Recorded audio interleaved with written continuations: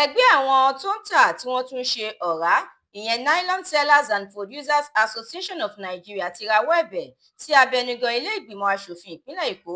ìyẹn Right Honourable Mudashiru Ajayi Obasa láti jọ̀wọ́ bá wọn dá sí àṣẹ tó wà nílẹ̀ láti fi òfin de lílo nylon tí lílò rẹ̀ jẹ́ ẹlẹ́ẹ̀kan ṣoṣo láti ọjọ́ 1 oṣù keje ọdún yìí lọ. Nínú àtẹ̀jáde tí ààrẹ ẹgbẹ́ náà ìyẹn abilékọ Fúnkẹ́ Ògúnyọ̀ǹbọ̀ fi léde, ó ní ẹgbẹ́ àwọn ń rọ abẹnugan ilé ìgbìmọ̀ asòfin láti jọ̀wọ́ lo ipò rẹ̀ tàbí bá iléeṣẹ́ ìjọba tó ń ṣàmójútó àyíká àti orísun omi ní ìpínlẹ̀ Èkó sọ̀rọ̀ kí wọ́n wò ṣe fún àwọn lórí àṣẹ náà kó má lọ ṣe àkóbá fún ọrọ̀ ajé àti ìgbáyégbádùn àwùjọ. Ó fìdí ẹ̀ múlẹ̀ pé lóòótọ́ àwọn mọ̀ pé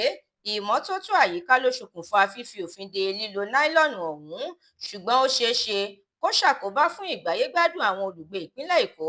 tí àtijẹ àtimu wọn ní ṣe pẹ̀lú káràkátà náílọ̀nù. Wọn kò ṣàìsọ ìṣe pàtàkì náílọ̀nù lílò, ṣíṣe rẹ̀ jáde pẹ̀lú bí wọ́n ṣe fìdí ẹ̀ múlẹ̀ pé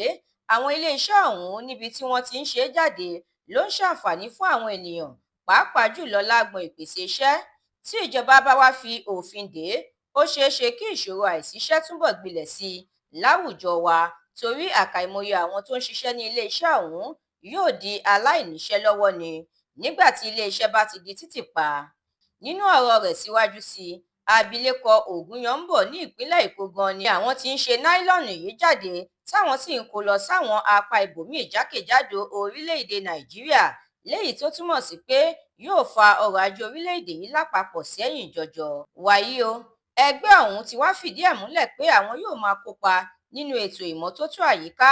àwọn yóò máa la àwọn ènìyàn lọ́yẹ̀ láti mú ìmọ́tótó agbègbè wọn lọ́kùnkúndùn kí wọ́n sì máa dalẹ̀ síbi tó yẹ. Bákan náà ni wọ́n ní àwọn yóò máa ṣe pọ̀ pẹ̀lú àwọn àjọ gbogbo tó ń mójútó ìmọ́tótó àyíká. Nítorí náà, wọ́n ń rọ ìjọba ìpínlẹ̀ Èkó lábẹ́ ìṣàkóso gómìnà Babájídé Olúṣọlá Sanwó-Olú láti ṣíjú àánú wo àwọn lórí àṣẹ fífi òfin de lílo náílọ̀nù eléyìí tó ní yóò bẹ̀rẹ̀ sí ní ṣiṣẹ́ láti ọjọ́ 1 oṣù keje lọ.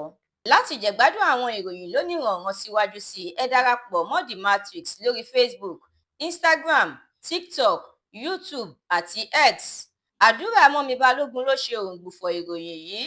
Ẹniọlá Sálíù lorúkọ mi.